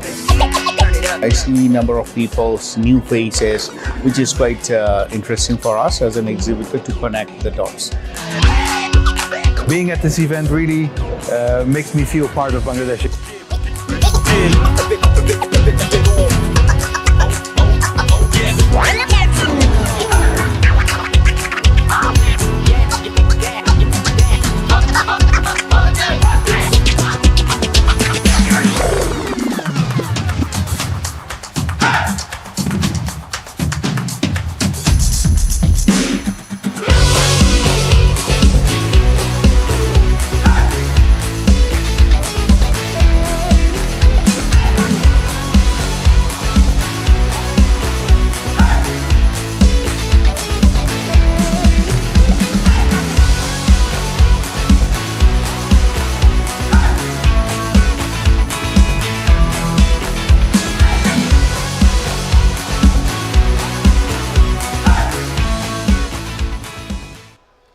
Branding an industry or nation, just one line, requires a lot of imagination, appetite to take risks, and resolve. It's not simply about individuals, it's about industry.